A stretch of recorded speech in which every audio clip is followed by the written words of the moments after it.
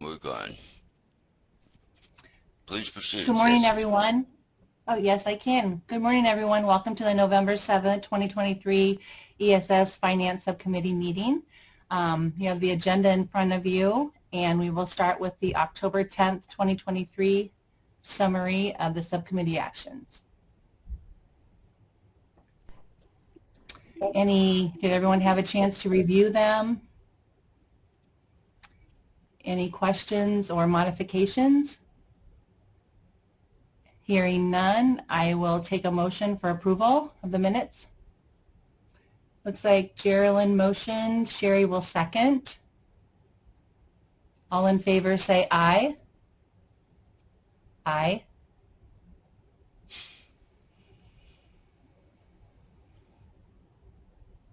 I have an aye from Amy and Lisa in the chat pod. Great, and Lisa's aye. Opposed, nay. Motion carries. We'll go on to the financial reports. Accounts receivable update from Lisa.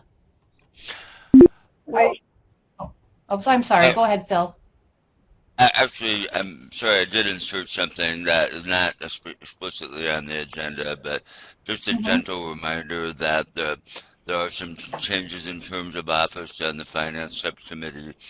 This is nothing that's immediate, but you know, if you're listed as one of the terms expiring at the end of this year, you might want to make your wishes known to your fellow district members and also to Nancy in terms of appointments. So just wanted to mention that quickly. It's not an action item, and then now we can move on. So thank you for that diversion there. You're welcome. You bet. Lisa, can you give us an update on the accounts receivable update, or the sheet in front of us? Sure. Bishop's Engineering, Collins Credit Union, Iowa Falls State Bank, those all are referenced to failed e-submission payments, and Muscatine County, that was for a credit card refund. So I'm repeating, always void, never refund a credit card transaction, and all of those checks were received yesterday. We do have to return, we're shredding the check from Muscatine County because the ink is faded, but we've contacted Sarah late yesterday and early this morning, and she's sending a check, so we're in good shape. Great. Any questions for Lisa? Okay, we'll move right along to the November summary of ESS payments with Phil. Okay. This is for the month of October, so these are the payments that were made either using a credit card or issuing a check via our online banking system through Bankers Trust. Really, the only thing that stands out for me that is notable from a check writing type of perspective is we did make a rental payment to West 48th in conjunction with the Deputies Conference. There were some other expenses that you may see in the credit card report as well. But other than that, I would just say most of the things that are listed here related to payroll, you know, office space, project manager, telephone, are things that you would expect to see every month. And then moving on to the credit card statement again, and let me try to expand this a little bit so it's easier to read. We did, as you can see, we did have some things related to the annual conference that were paid with the credit card. There were other expenses that may have appeared in a prior period as well in terms of that event. And then notable things from my point of view is Amazon Web Services. We use Amazon Web Services as basically our big backup system. We don't have a server in Minneapolis like we used to. We don't have a second server in our data center. We literally are using Amazon Web Services as our backup. And you know, when we started doing that, the monthly fee that we were paying Amazon Web Services was about $500 a month. That's sort of what we were targeting. And as time has gone on, we have used that more and more and more as the volume of documents and information that we're backing up has increased. And so you see that that amount has increased to $900. I honestly would expect that to continue to incrementally increase as the volume of our records grow. I would say that Kelly and I have had some discussions about whether or not there are some things that we could do to tweak that to kind of pare that down just a little bit. I'll talk more about that a little bit later. Then the other thing that is worth highlighting is we buy a subscription to a product called Tenable, or Tenable is the company, and Nessus is the actual software product, and that is a piece of basically security software that Kelly uses to evaluate, how the system is being used to help us detect intrusions, and I would say a pretty vital piece of software for an online system. And that is an annual subscription, and I would just point that out. For those of you who may be in the ESS meeting on Thursday, I've asked Kelly to come in for a portion of that meeting to give a brief update on security matters. So, but that's not a small dollar item, and we are paying for that out of the regular budget at this time. Beyond that, I would be happy to answer any questions that members of the subcommittee may have, and would request your acceptance and approval of the monthly payment report. Any questions for Phil? As always, great explanation. Hearing none, I will accept a motion for approval. It's like Amy is typing. Amy's making the motion, Geraldine second.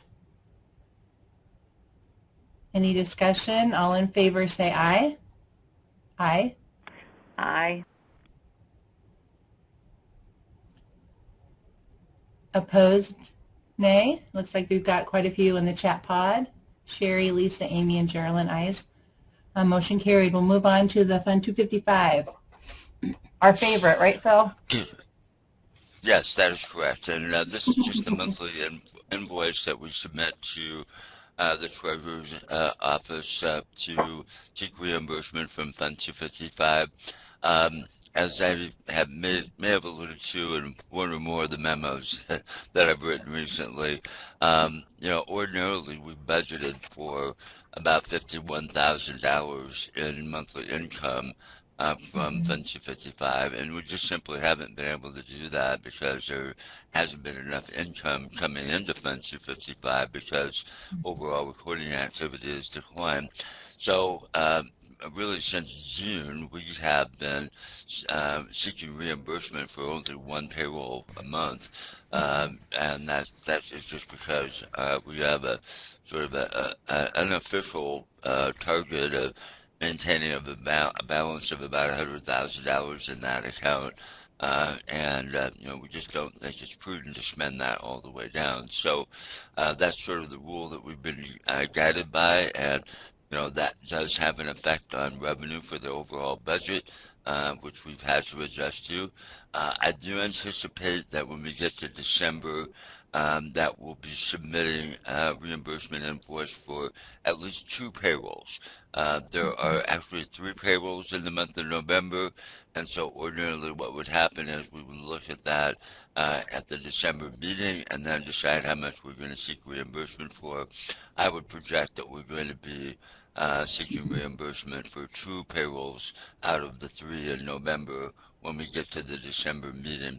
The other thing I would just share with you is that Lisa and Census and I are working to arrange a meeting with the Office of the State Treasurer to talk about this.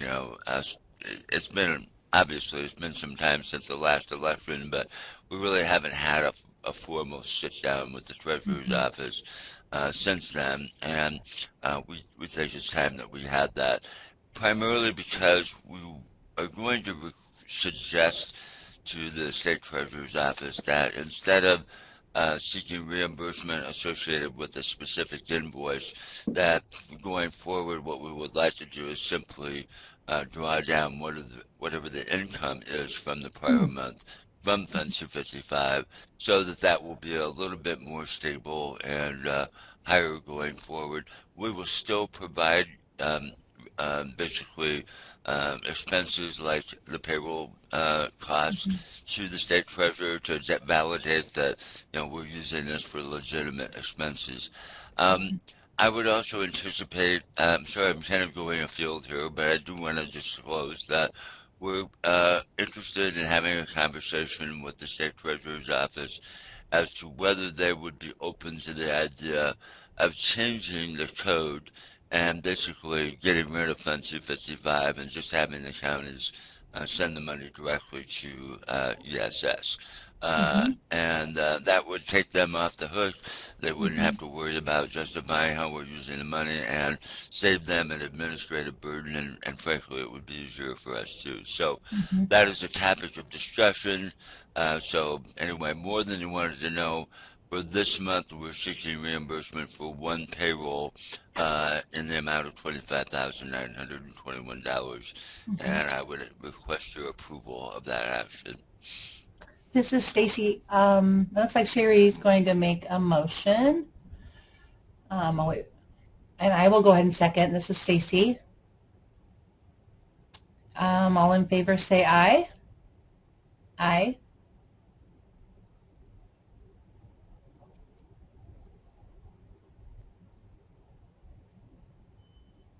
Opposed say nay. Motion carries regarding Fund 255. Next we'll go on to the September quarterly and year-to-date 2023 financial reports with Bill.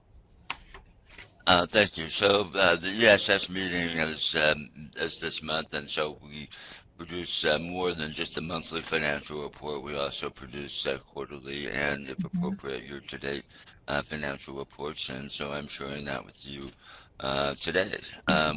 So for the Bankers Trust operating account, we had a beginning balance of $1,173,000 and an ending balance of $1,185,000.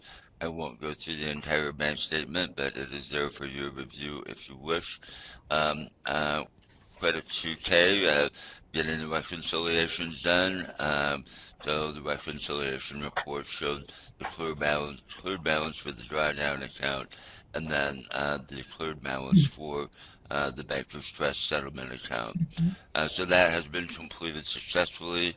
Then looking at the financial statements themselves for the month of, we have a combined report here showing both the budgeted income and expenses as well as revolving income. So you can see that all together. I'll be focusing on the budgeted income, and the budgeted income for the month of September was $120,456. And then moving on to the budgeted expenses, we had budgeted expenses of $112,661. Overall, income and expenses combined, and with the revolving income was $2.835 million, and the expenses were $2.816. Moving on to the third quarter and the year-to-date, and I do apologize to you all for presenting something that's a little bit more difficult to read than ordinarily, but this is just something that we have to do through the end of the calendar year. And the reason for that is that we have two files. We transitioned from one QuickBooks file to the other in August, and that means that we're drawing information from one file and then drawing information from a second file, and in order to really show the whole picture, we have to kind of combine it into a spreadsheet. There's no other way to do that. When we get to the fourth quarter report, because we're doing everything in the new file, so the October, November, December report, we'll be able to produce a quarterly report that looks like a normal P&L statement. But our year-to-date report, when we get to January and February, is going to be more looking back at the whole year, and again, we're going to have to combine that into a single spreadsheet. we've kind of talked this through with the auditors staff that they know this is coming. We're going to have to draw some of their samples from two different files, but we think that we can do that successfully. So looking at the third quarter, which ended in September, budgeted income for the period was $411,717, which I have highlighted here on the right-hand portion of your screen, and gross income was $8.897 million for the period. And then looking ahead to the expense side, the total budgeted expenses was $700,384.14, which obviously is higher than $411,000. And the primary effect of that was the payment of the local maintenance expenses to the local service providers in the amount of $297,597. So that is the main reason why there was a larger difference there. It should also be noted that we did spend about $21,000 in reserve funds relating to our software consulting activities. The total then for the quarter is a negative net income of $311,112, and again that is primarily associated with the fact that we received the income for the maintenance expenses in May and June, and then we're paying for it in the next quarter. So that's why that doesn't balance out. It shows up a little bit better in the year-to-date report, which is next. So you'll see budgeted income for year-to-date was $1,402,000 and change. And then if we go down to budget expenses, we had budget expenses of $1,427,000 and change. And you can also see that we had a substantial amount of external consulting during the period of almost $300,000 in total planned reserve expenses, all of which related to things that seems like forever ago, but really not that far ago. We were doing some fairly heavy development work related to the new search application. So total expenses for year to date is minus $300,875, and that's for everything. If you did the math in terms of budgeted expenses and budgeted income, we're not really that far off. So that's the financial report, P&L. As for the balance sheet, because we are on an accrual basis, we recognize income, even though it may not have appeared in the bank account yet. And total assets in the bank account are calculated to be $1,672,000. And total assets overall of $2,412,000, and matching up with the liabilities. Any questions on the bank statement and the P&L and balance sheet statement themselves before I move on? Any questions? Okay, then Go ahead. Yeah. No, go ahead. I'm sorry, Phil. Go ahead. Okay. Please stop me if you do have questions. The next part of the report is the credit card report. So what you're seeing is the credit card statement where we had a beginning balance of $3,653 and an ending balance of $5,947. And just to keep our focus, this was as of the end of September. So we had previously viewed these payments in a prior meeting, but in case there are any questions, I'd be happy to answer them. But we did have some of the staff go over to to Omaha for the pre-conference this summer. We did have a small consulting arrangement with Wind Communications to help us with some updates to the WordPress site.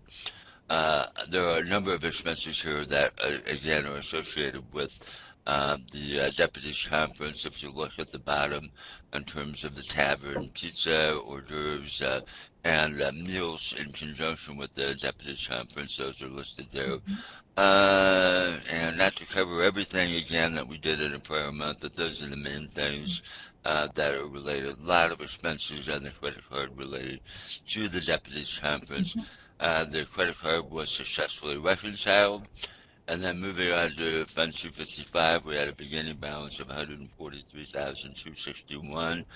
We dispersed $32,684 as a part of our monthly reimbursement, and so the ending balance was $151,077. And you can see that total receipts were just a little over $40,000, which would not be enough to cover more than one payroll. So that's why we're doing what we're doing. The Fund 55 was successfully reconciled to match the Treasurer's balance, and the balance sheet matches up to that again as well. And that completes the financial report. I'm going to save the trends discussion for the next part of the agenda. I'd be happy to answer any questions about the financial reports. Any questions for Phil? Request.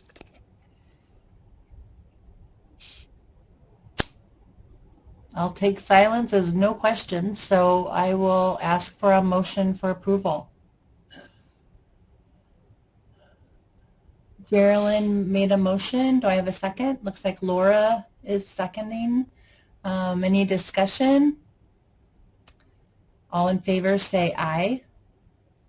Aye.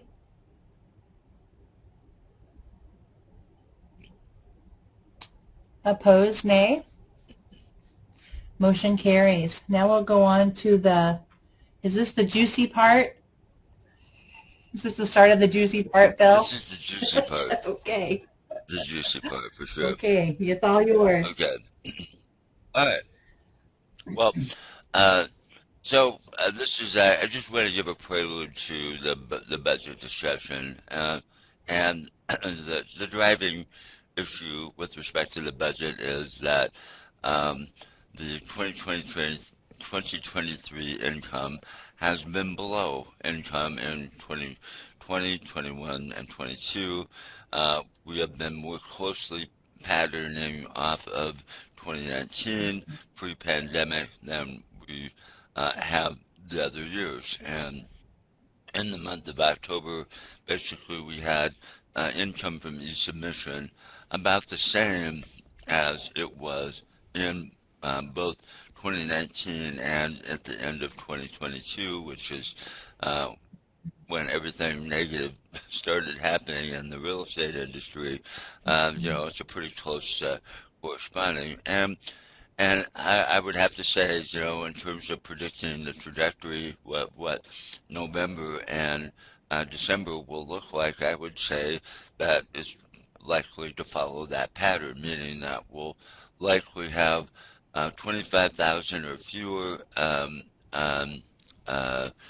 e-submissions during that period, partly because that's just the way things work, and that is going to have an impact on our end-of-year financing. So it's something that we just can't expect a huge rebound. It's possible that it could happen.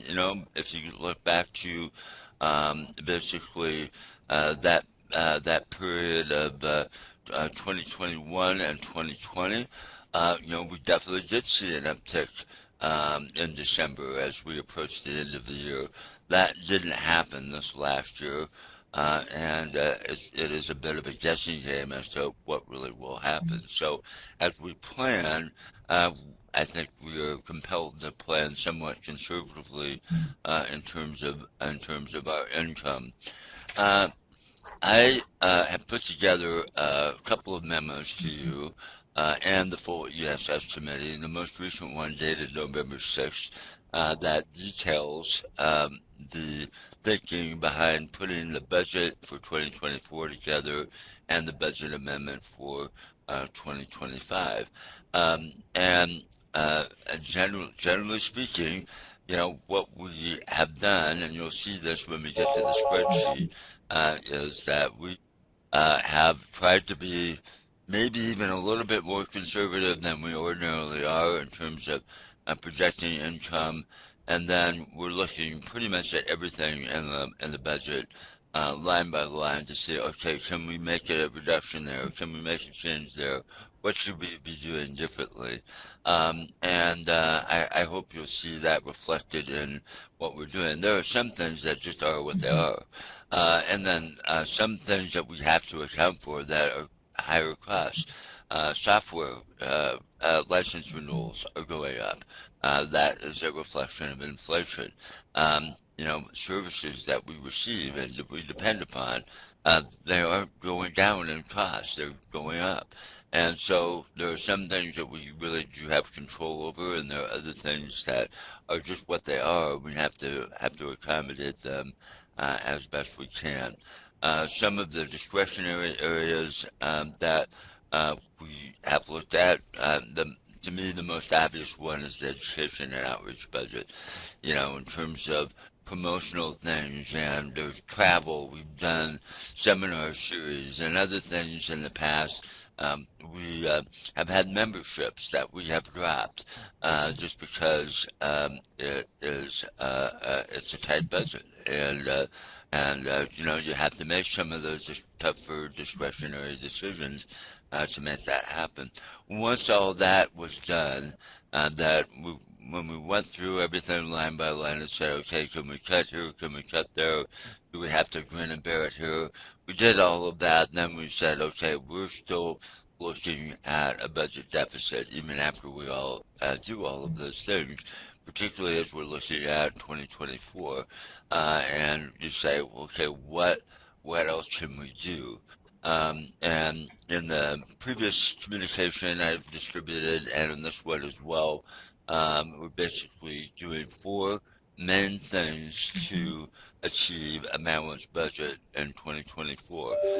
The first is that we, and I'm not putting this in priority order, so this is just the 4 things. But the first thing is that last year, or I should say the current year, we allocated $170,000 for cost sharing to help reduce the maintenance bills that we send to each county to help support the work of the local maintenance organizations like Solutions or Tyler or any of those that any individual county may be used. We probably just can't do that at that level this year just because of where the revenue is and other expenditures that have to be accounted for. And so instead of $170,000, it would be $115,000 this year, and that represents a $55,000 reduction. Now, we don't make decisions about the awarding of the credits until we get to the February meetings, okay? So if something happens and we kind of do end up on a bit of an upward trend, we can revisit this issue at that time. But in terms of putting a budget together, this is something that we're recommending. Another thing that we have done in the past year, and we're going to have to continue to do this year, we can't do it forever, but we can still do it, is to address some of our software and technology expenses out of the reserve fund instead of paying for it directly out of the budget, which is what we want to do. But this year we've identified $57,000 in expenditures for technology that is necessary, and we're proposing to cover those expenses out of the reserve fund. Again, as I said in item 1, don't view these as permanent changes. This is something that we want to, as the economy recovers, we'll put those back into the regular budget. And if we have enough net income, then we can put some additional money back into the reserve. But to address what we think will happen in 2024, we would be paying for some of those expenses. And so $55,000 reduction in the maintenance reimbursement and $57,000 in use of reserve funds, that gets us down the road to balancing the 2024 budget.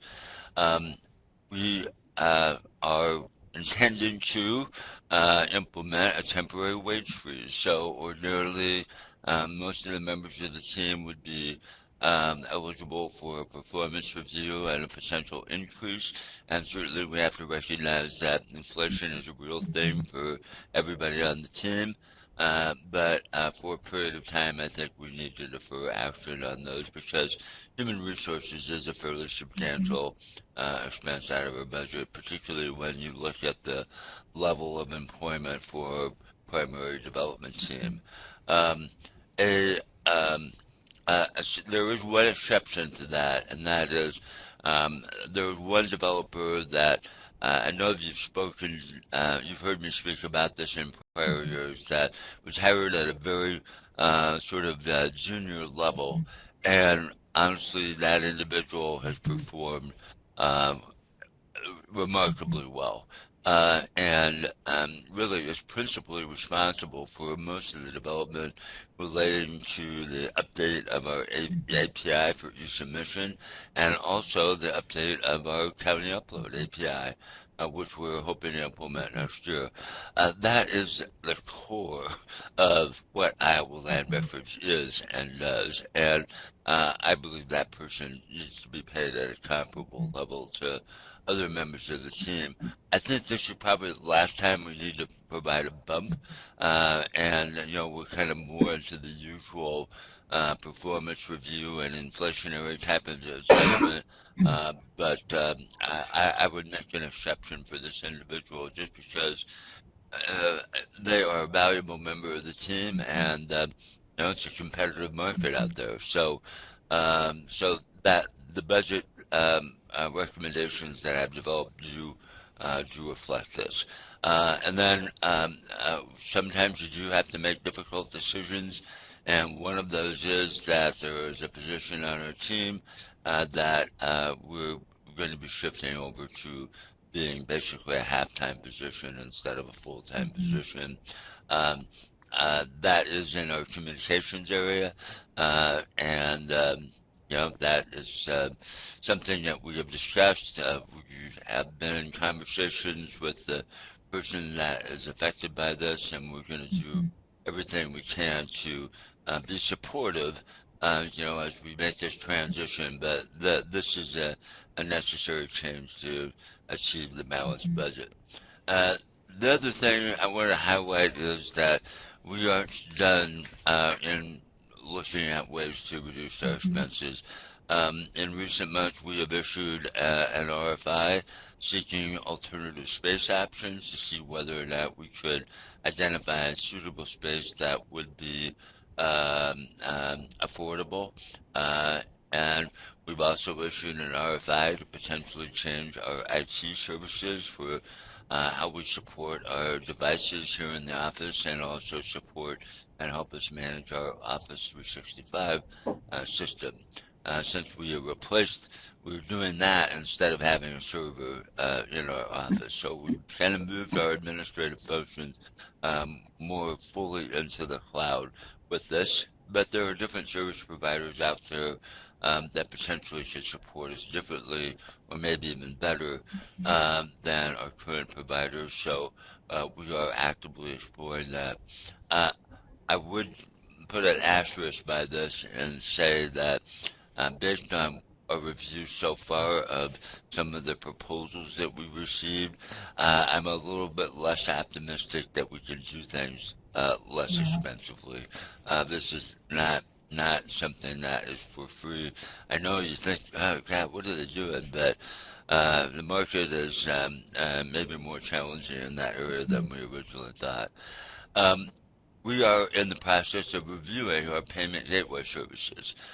Kay in particular has charged with doing an analysis of the fees that we're paying to BankCard USA and Professional Solutions in particular to identify, first of all, just verify that everything's working as it should and we're being charged the correct amounts, and then potentially to consider some changes in how we handle those gateway services.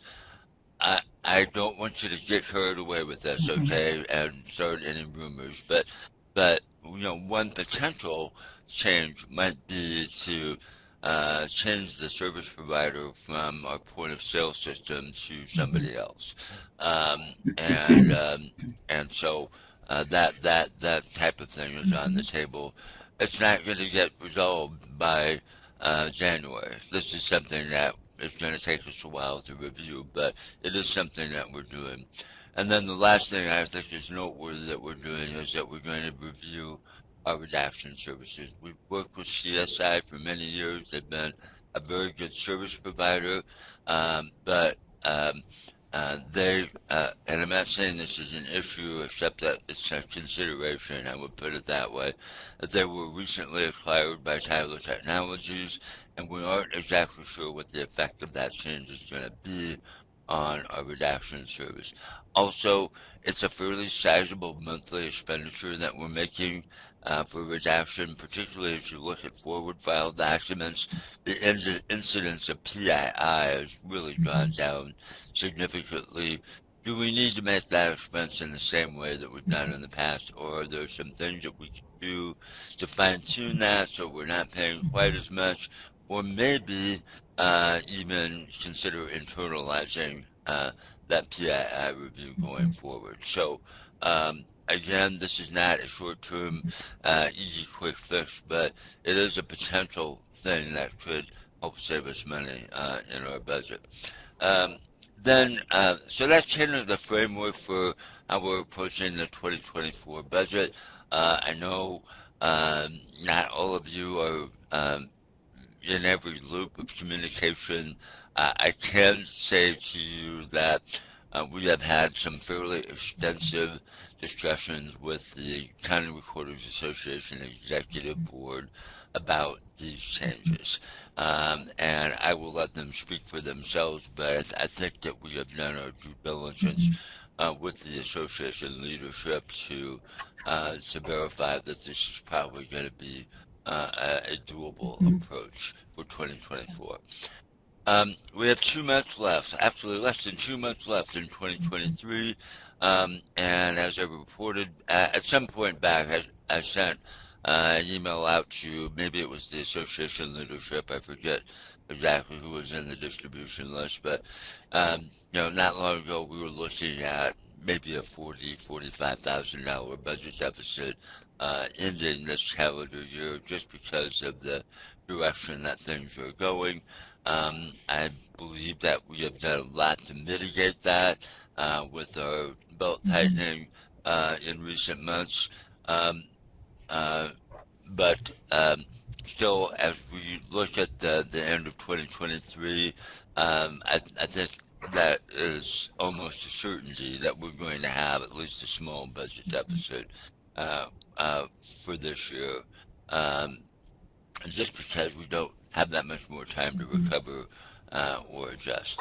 And as I shared with some in prior communications, if you look back at what we've done, started in November of last year, then in February, then in May, this is something that we have been adjusting to all along.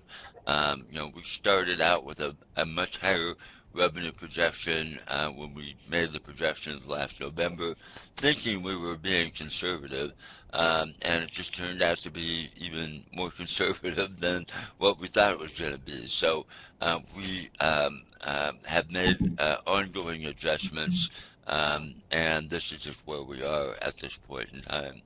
So there are some supporting documents in your packet which I will not go over in detail, but I'm providing them to you for reference so you can see what does that Office Technology RFI look like, what does that Office Alternative RFI look like, what are people looking for, and the other thing that I provided just for your information is since I'm the office provider currently, I pulled together some numbers to show what does it cost you for us to run this office based on how we're currently situated, and this is just a representation of that. And if anybody ever wants to see the details, I can show you what what the bills look like and so on.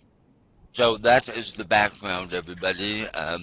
to the budget preparation, and if you're ready, I'm ready to jump into the budget for the budget amendment for 2023 and the budget for 2024. Any questions or? Are there any questions before I jump in?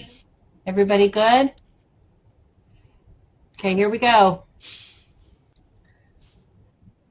Okay, so as has been our custom in the past, what we try to do is anything that is a reflection of actual expenditures, we kind of convert to actual from the budgeted amount and then represent it in the amendment as an orange color, which is what we've done here. We've added a new element to the report. Again, this is a conversion from budget to actual, but we've had to assemble it a little bit differently this year because we split the QuickBooks file into two. And so the reason we're using the color green is because we literally had to create that spreadsheet to say, okay, what really happened in the month of August before, from old file to new file, and we combined that and incorporated it here. And, we have reconciled the accounts, so we're confident in the numbers that we're sharing with you. Generally speaking, the September numbers have now been reconciled with the approval of the financial reports today. So if I were going to update this spreadsheet right now, I would convert the September column to our light bird or orange color, but as when it was prepared, it wasn't finalized yet, so it's still in blue. But anything in blue represents things that we have a pretty good handle on, that we're pretty sure are correct and accurate. They've been double checked. But then, for example, October financials have not been fully reconciled yet. So we're kind of leaving them in that transitional color of blue. But we're fairly certain that the numbers that we have in September or October are accurate. And so that leaves us with November and December. There are some things that we know about November and December, and there are things that we just cannot yet predict. So as an example of that, if you can see the highlight here, I've highlighted the amount of $25,929 that is associated with the reimbursement from Fund 255. Well, we know that is a known thing now because you've just approved that reimbursement invoice. But as I said to you before, we're likely to be asking for a higher amount this month to cover a couple of payrolls, and so that number is projected to be higher in December as we go forward. We had already been using $75,000 as our target for income from e-submission. In September, we were just above 75. August was in the 80s. July was in that 76 category. And then we pleasantly had a bit of a bump up in the month of October. So we're above projection there. But again, we're expecting the numbers to decline in November and December. And so we're kind of sticking with the $75,000 projection for that income. We've been fairly consistently above $8,000 in income from the point of sale system, although it did decline in October. We're going to stick with that number, hoping that end of year license renewals and things like that help bump those numbers up, but we just don't know yet. So we're sticking with what we think or hope is a more conservative number from the point of sale system.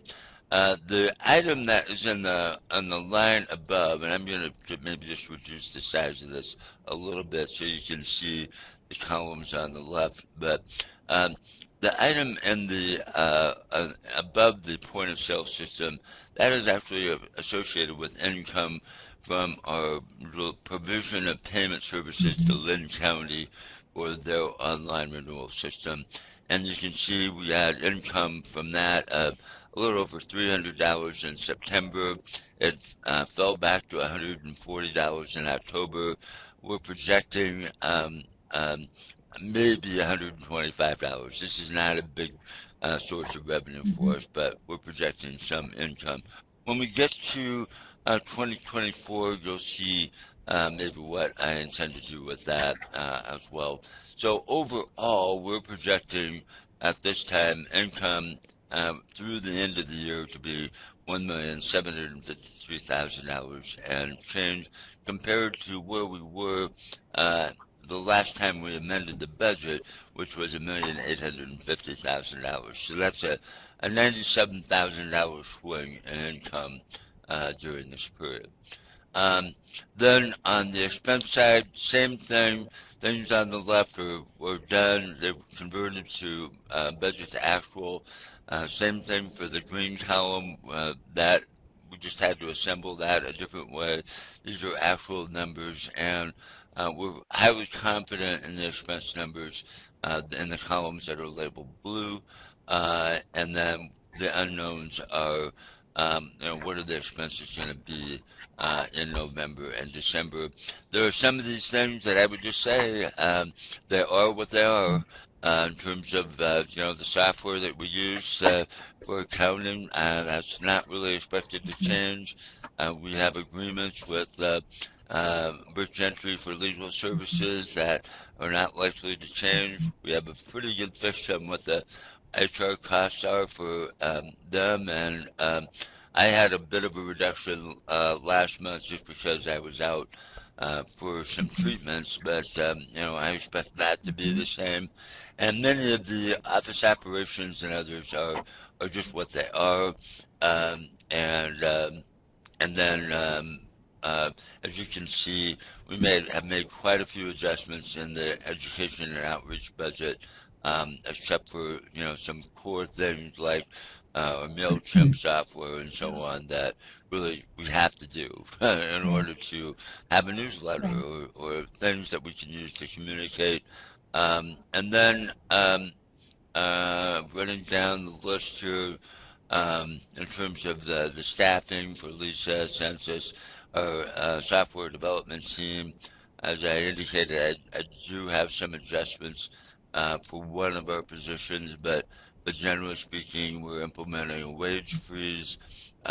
Because overall recording is down, our forward file redaction expenses have been a little bit less, so I'm kind of sticking with our estimate there.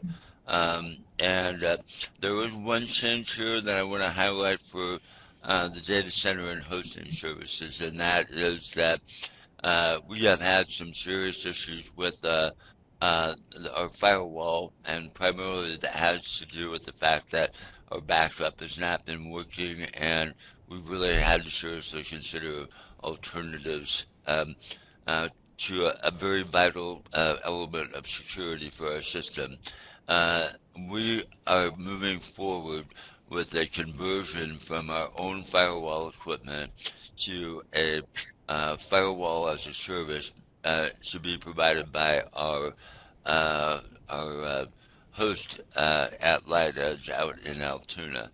This is going to increase our month-to-month cost for our hosting services, but it's going to be replaced by not having to buy new firewalls. It's going to be replaced by not having to pay for the software license maintenance for the firewall equipment, and we hope it is going to significantly reduce the level of support that has been required to try and get those things to operate the way they should be. So that is something that is not just reflected here, it's also going to be reflected in the 2024 budget as well. You can see it doesn't really show up, but as I mentioned to you before, this year we have paid for a number of software-related issues out of the reserve fund. Not everything, but some things, and that is already really baked into the 2023 end-of-year budget. One thing that we have made a decision to do is that for the last couple of years, we've been working with a company called DigitCert to provide an enhanced certificate, a security certificate for our system. Um, uh, uh, Kelly and I took a look at that and said, you know, are we really getting enough value out of that, or are there alternative ways to do it? We've identified an alternative certificate provider, and so you can see that I've got a $500 expense here for updating our certificates. That's compared to a $5,000 expense previously. So this would be an example of a judgment call that we made. I think the certificates are going to work just as well, but we're not going to be spending the same level of money for it. And there are some things here that are built in that I'm going to leave in that may change. So we're going to be examining a conversion of some of our server equipment and possibly our storage devices over to a different system. There are some things that we still have to spend money on as we get to the end of this calendar year, but that may be reflected in some changes that occur in the future, maybe as early as sometime in the spring of 2024. Let's see, what else do I have? Most of the rest of this, we've been really pleased with our conversion of Bankers Trust. Our bank account services are actually less than they were with Bank of America. We're pleased to see that. These expenses and relating to our gateway fees, and we're sticking with the original estimates on those, and we may be, as I said, we are actively researching to verify that we're being charged appropriately, and we may be looking at alternative services to see if we can reduce this cost somewhat. Compared to where we were a couple of months ago, looking at maybe a $45,000 deficit, the changes that we've made, we've been able to whittle that down to about $18,000, and it does pain me to bring to you a budget proposal that has a deficit, but I think this is realistically where we are at, and it does not put us in jeopardy. It's sort of an understandable situation. It could have been much worse. So that's my rationale for the 2023 budget. Let me stop there, see if you have any questions, and then we can move on to the 2024 budget. Phil, I've got a quick question. This is Stacy. So in November, or in this month, we're going to flip over to the Light Edge with that 2,800. Is that what? Well, if you scroll up one, that 2,800 in November. For server support. That is for the maintenance of our current server setup, and I don't think that we're going to be able to make a design change or an engineering change fast enough to get rid of that. Well, that'll be more in 2024, like the first or second quarter. Okay. Yeah, I think when we get to the February meeting, we'll have a much clearer picture on that. But Kelly and I have been talking for a number of years about when are we going to make the move to the cloud? When are we going to stop buying our own equipment? What should we be doing? And I have to say, sometimes hard times push you to do things when maybe you're kicking the can down the road and you wanted to think about it a little bit more. I think the circumstances that we're in are just pushing us to say, there is no better time than right now to make this change. But it's not going to happen by the end of the calendar year. You should expect that it will happen or could happen early 24. Kelly would probably be surprised how much time it'll free up for him when we actually make the change, probably. So hopefully. Yeah. Okay. Any other questions for Phil? As always, great job explaining. I know hard times call for hard changes and hard decisions, but you know, all we can do is, it isn't like we, you know, have a crystal ball, but I appreciate all the hard work that you and your team have done. So that's all I have to say. Anybody else? Looks like Sherry's typing. Thank you. She said thank you. Any other questions?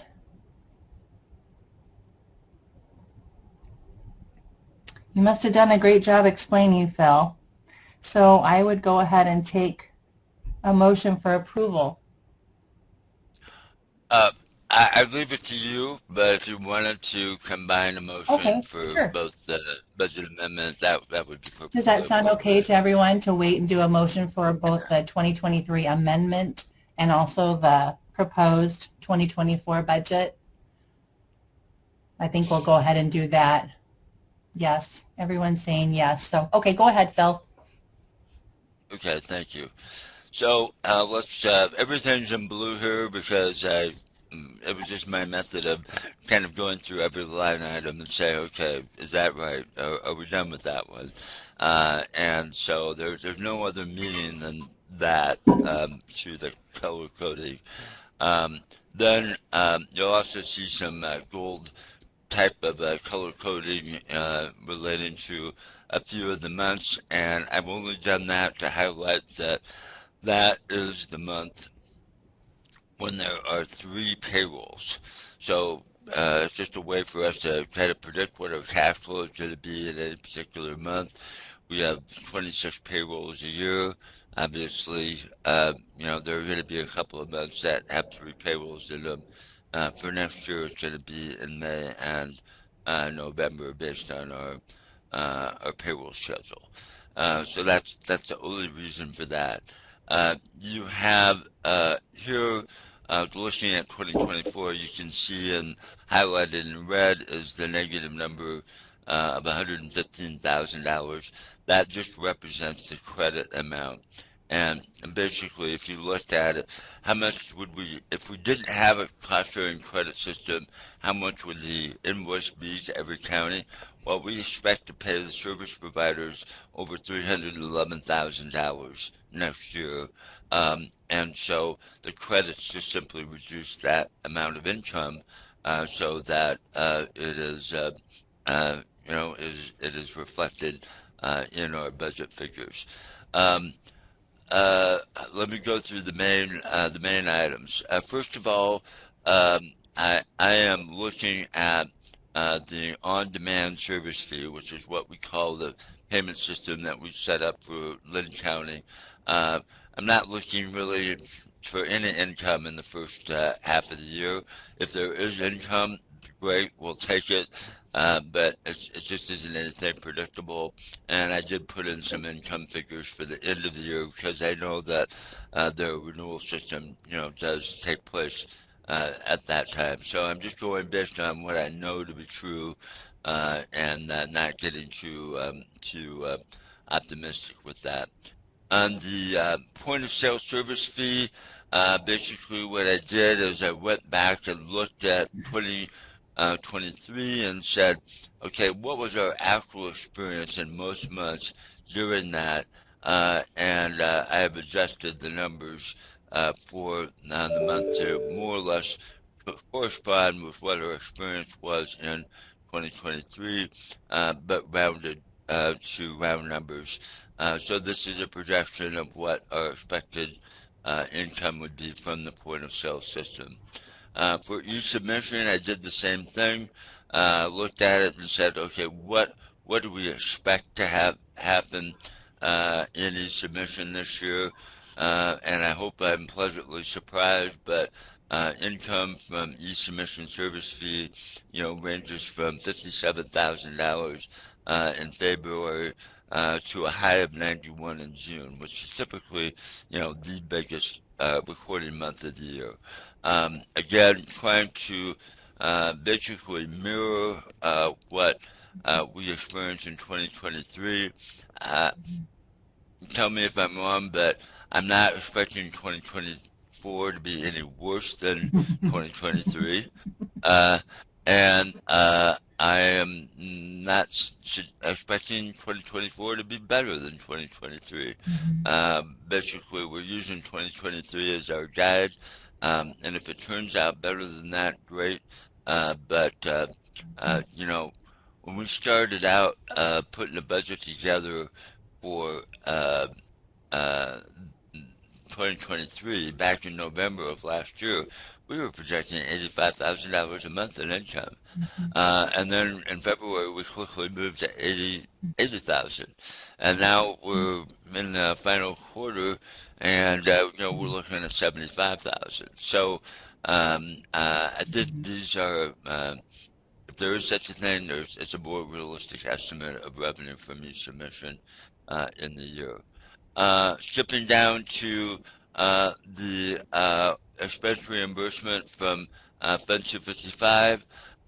Again, we're looking more at what maybe the typical or average income would be on a monthly basis into that account. And in a normal year, there's $60,000 of revenue coming in a month from recording activity locally. We just simply can't expect that. So in this particular case, I didn't look at you know, up and downs of each month. I just said, okay, what do I expect the average to be? And that is what I have incorporated. I put $40,500 in January just because that's what our most recent number was. So, but I do expect it to overall be higher than that. And then last but not least, the policy line item. This is specifically related to the MOU. And you know, we have worked with the association to identify what the budget for that should be through the calendar year. And so I have plugged in the numbers associated with the budget and the amendment to the MOU that will be before the ESS committee at their meeting on Thursday. So you combine all of those things together, we're looking at estimated income of $1,764,000 for calendar year 2024. Moving on to the expense side, unless there are questions, I'm not going to go through every line item, but I will tell you that, you know, for every service provider, we've had conversations. We know what the expenses are expected to be. Legal fees are going to be the same as they were last year. The fee for Bob Rafferty and Nick Lanning to assist us with government relations going to go up by a couple $1,000s. I am not increasing or requesting an increase this year. We expect our insurance expenses to be about the same as last year based on my discussions with Steve Schmidt, our insurance broker. And then as we go on, I anticipate that, you know, our office operations will have about the same expense as the current year. I did make an estimate that our office support would be in that $650 range a month. We have been paying a little bit more than that, so I'm being somewhat optimistic that through our RFI we can identify a service provider that will be at or below this level. We won't know for sure until we get there. But that is what I'm shooting for as we look at that particular service. The printing and copying is basically the multifunction device, and I don't expect that cost to change. A change that is reflected here is the switch in our communications to a half-time position, so there is a cost reduction compared to the prior year with respect to that. Pretty much more of the same in the education and outreach budget. The deputies conference, if we choose to hold that, you know, basically that's a break-even experience, income versus expense, so that can stay in. I've left in some money for Census and Lisa to be able to attend district meetings next year. We only are going to have 2 memberships. one of them with the Iowa Mortgage Association, and the other one is a PRIA membership. And that's pretty much it. Boy, I would love to get out in the field and do some things, but we just don't have the resources for it, so it's not incorporated in the budget. The typical monthly expense for software is our MailChimp software, or Creative Cloud software. At the end of the year, there are some expenses associated with SurveyMonkey and Zoom, but we are terminating. It pains me to say it, but we decided that we're not going to renew our license for Salesforce this year. That we're just going to have to do CRM in a different way until we can get back to a different situation. Again, the positions themselves are basically based on a no increase level across the board for all of our staff.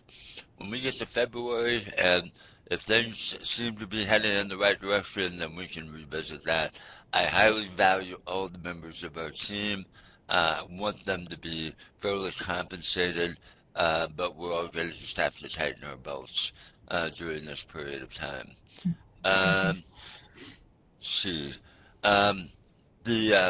When I was talking to you about the firewall earlier, this is probably the one notable thing that would be pointed out, and that is that we'd be looking at a monthly expense of about $650 for our managed firewall services, which really is not that much different from buying new equipment and then paying a maintenance fee. So we feel like Shelley and I feel like LineEdge has really been very serious with us in terms of wanting to make sure that the cost of ownership is effective.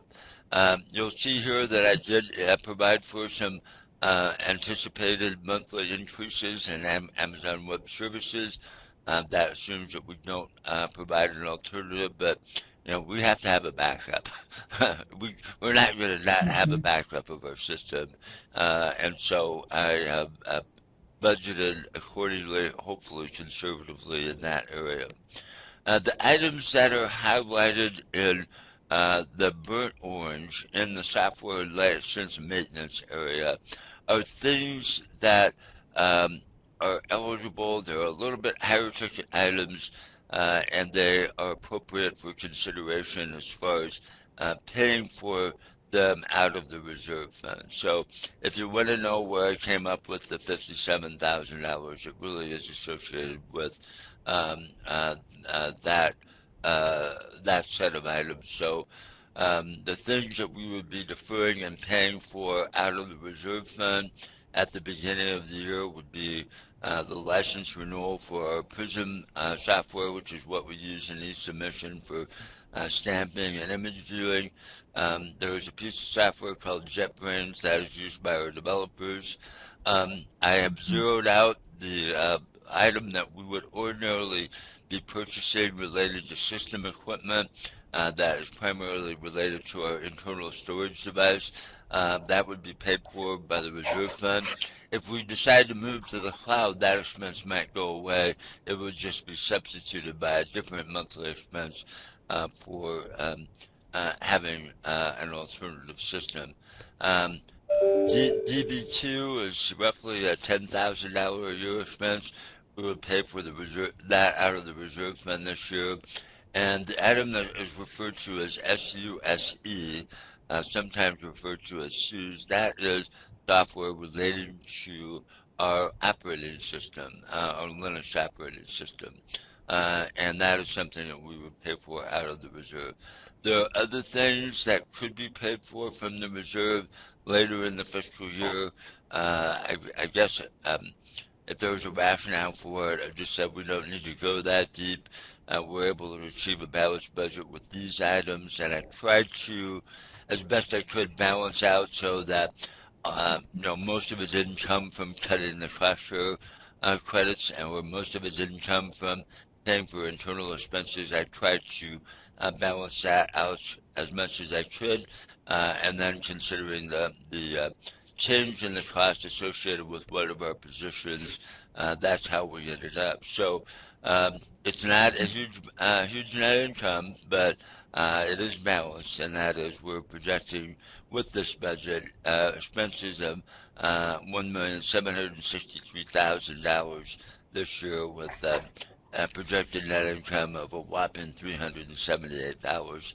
Obviously, or I hope it's obvious, this is something that we're going to pay close attention to, and we'll see where we're at. The February meetings are just a few months away, and if we have to, we'll make further adjustments at that time. That is the overview. And if there's any particular item that a member of the subcommittee would like me to address more specifically, I would be happy to do that. Questions for Phil? I have one question, Phil.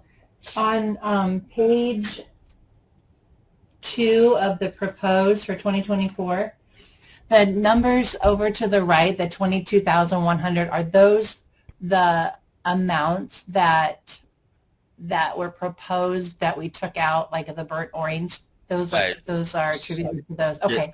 The answer is yes. They're not Okay. lined up in the correct row. I just wanted to have them put that's all right. together.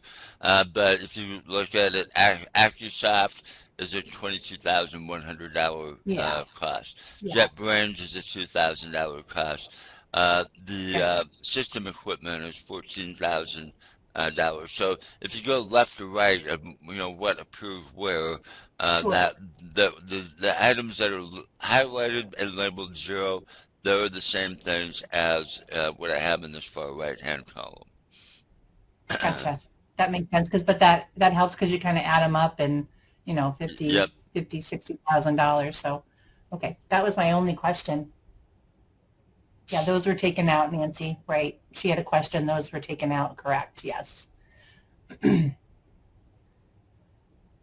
Any other questions?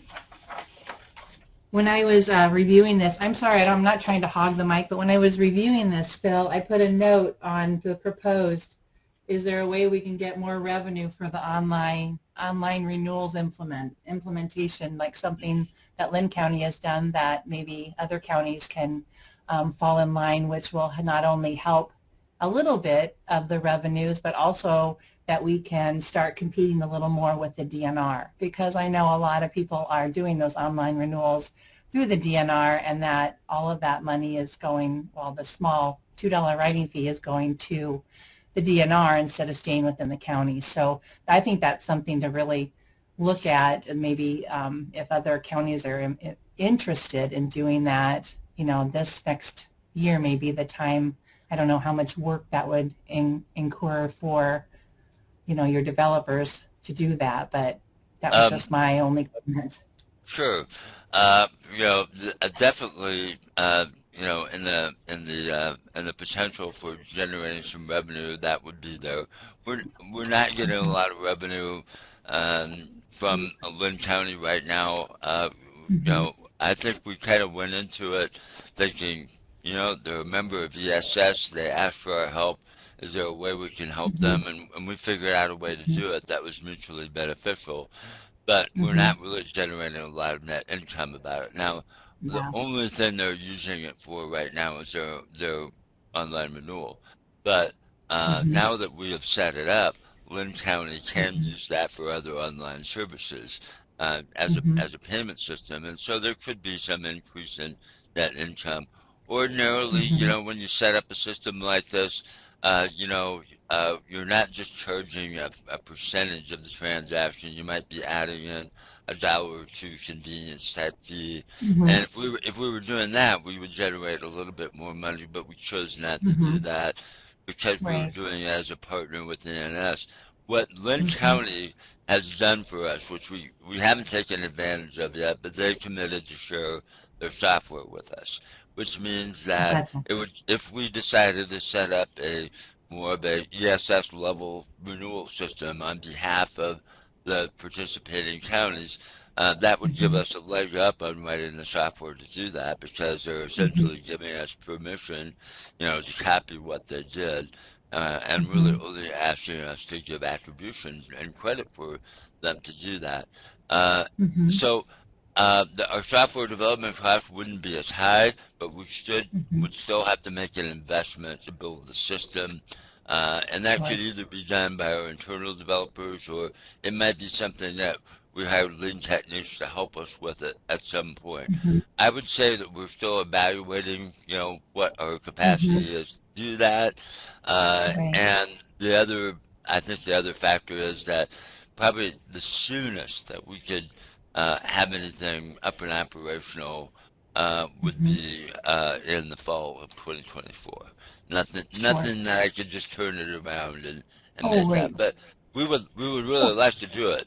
It's just on the list of things to do. But there you are. And it could be one of those things that becomes, a part of a larger conversation as we go forward into 2024. So I think that sounds great. So I just, we get asked that not on a daily basis, but when people come in, when are you guys going to do this online? When can we do this online, like the DNR? And I'm like, yeah, I know it's in the works, but, it's just something else that we're providing a service and, trying to do more. So that's the only thing I have to say about that. So, no, great job. Any other questions for Phil? Looks like Geraldine is typing. So Geraldine was asking, does the DNR still get the money? Just for the renewal like we do in office, the county would retain the writing fee. So it's a little bit different than if you do it online with the DNR. I think all the money goes to the DNR, if that makes sense. Geraldine? Yep, okay. Any other questions? Just to provide one more explanation. Our system works very similarly to the point-of-sale system. So a customer goes to the Lynn County website and they renew something. When it comes time to pay, the customer clicks a button like checkout or something, and then they are presented with our payment system, and then they are charged it, and it includes all the fees that Lynn County would require, and then we add 3% to that. The money gets deposited in an ESS account just like a point-of-sale system transaction would at your counter. We have the money, and then the next day we distribute the amount that's due to Lynn County to a bank account that they have designated. And then what they do with it after that, it's up to them to get DNR their share and them to deal with whatever it is that they earn. So that's the way it works. Yeah. Great. Any other questions for Phil? If not, I would take a combined motion for the proposed final calendar year 2023 budget amendment and the upcoming calendar year 2024 budget as presented. Do I have a motion? Looks like Sherry moved. Do I have a second? Geraldine seconded the motion. Any other discussion? I just want to tell Phil and his team we appreciate going line by line, trying to find where we can go into 2024 with a better idea of where we're at. And I know that all of our counties have to really take a good hard look at what we're doing in the proposed our fiscal year, and I think it's really important for all of us as representatives on this subcommittee to go back to your district to explain and to make sure that all the county recorders know going into next year about some of the changes and what they'll see. So I think it's really important to communicate that as we go moving forward. So I just wanted to add that. So all in favor say aye. Aye.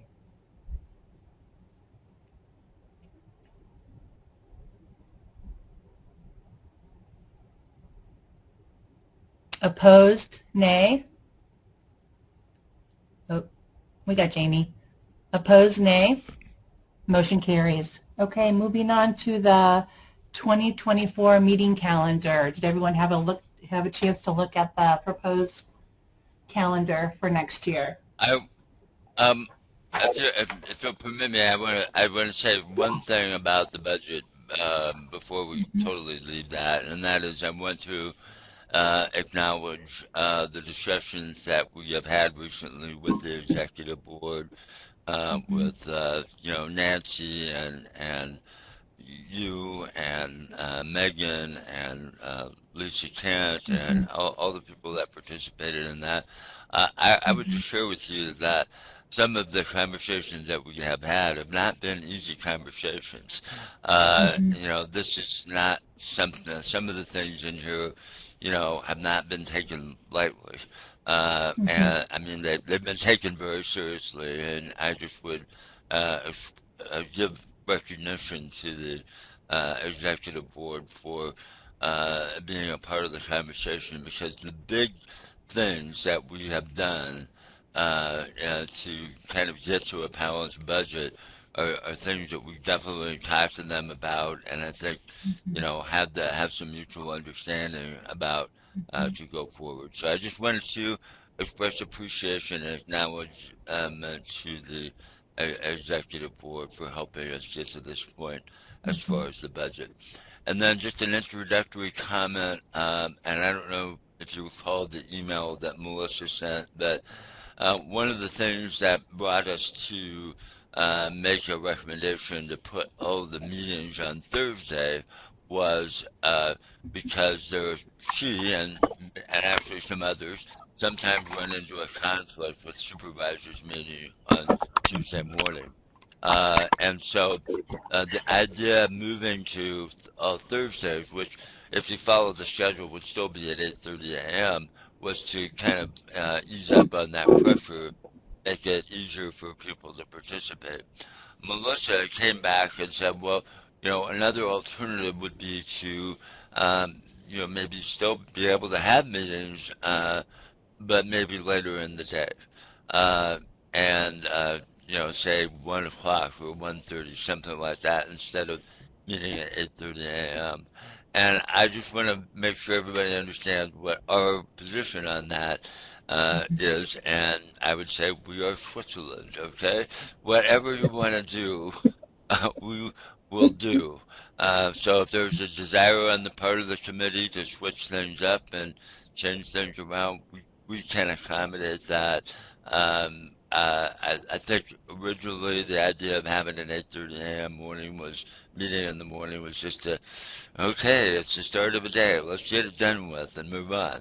But I want everybody in the subcommittee to know whatever you want to do, we will work with you on. I think the only thing that I would ask you to help us continue is it really is helpful to have the finance and the standards subcommittee meet whenever they do meet, to have that occur before the ESS meeting. Because you guys are really, the budgets that you just approved, you've approved them, but you're also advancing them to the ESS committee for consideration. So that sort of sequence is important to us. If you want to meet at a different time on a different day, we will work with you, whatever you want to do. So what are your wishes in that regard? Looks like Sherry said her preference would be Tuesday after lunch. Geraldine said morning works better before the day gets going. Amy, I like Thursday 8:30.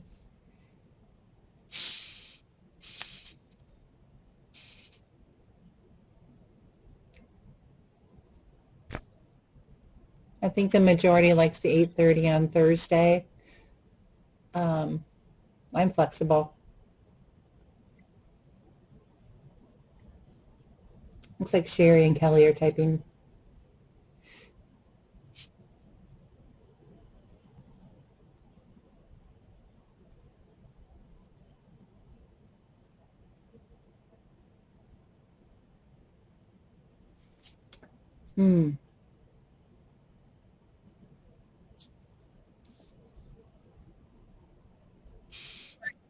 Sherry, it's Lisa. I think Mel did say that any meetings on Tuesday would be a problem because of the supervisors meeting.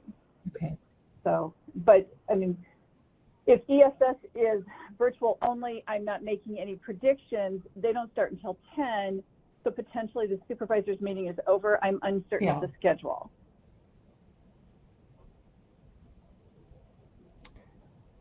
Okay. Do Kelly has a comment. Does Kelly, does Thursday at 8:30 work for finance, or is 9 o'clock better?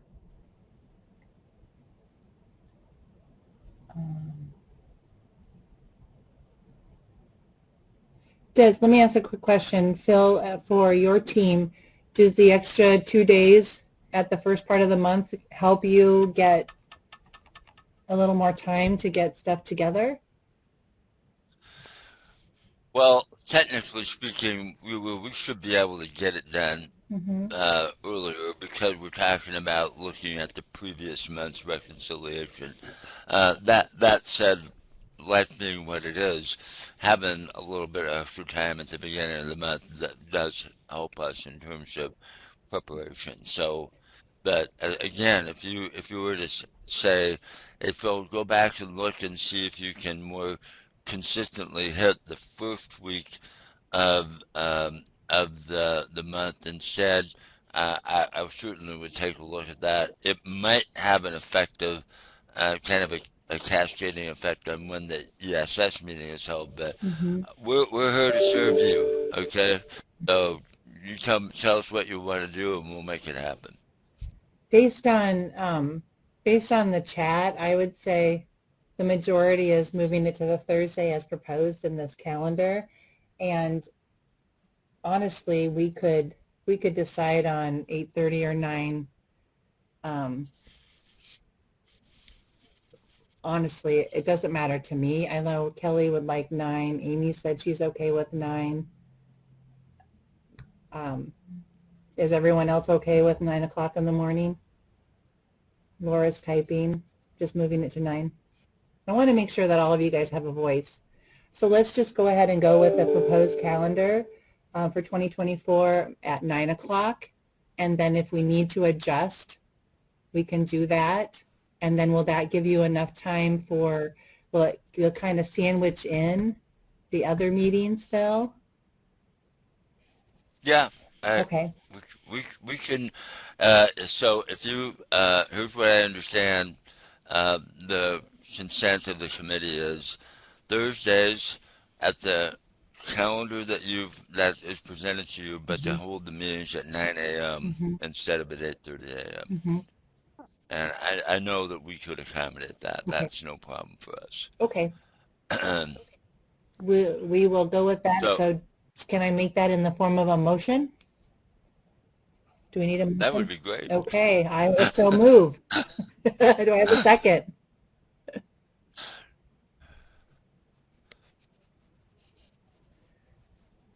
Amy seconded. Any other discussion? All in favor say aye. Aye.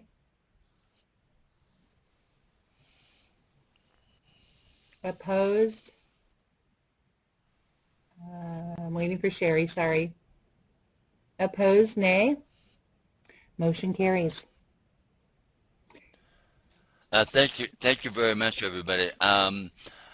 May I just suggest that we go ahead and make the December 7th meeting, which is a Thursday, I believe, make that start at 9 a.m. and just go ahead and get the ball rolling that way? Would that be okay? Yep, that would sound great. So our next meeting will be December 7th at 9 a.m.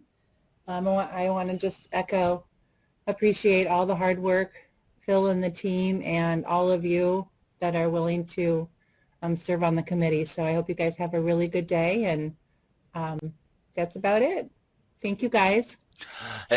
Thank you, everybody. We wish you a happy Thanksgiving if we don't talk to you beforehand, and look forward to next steps on all of us. So thank you again. Thank you, guys. Bye-bye.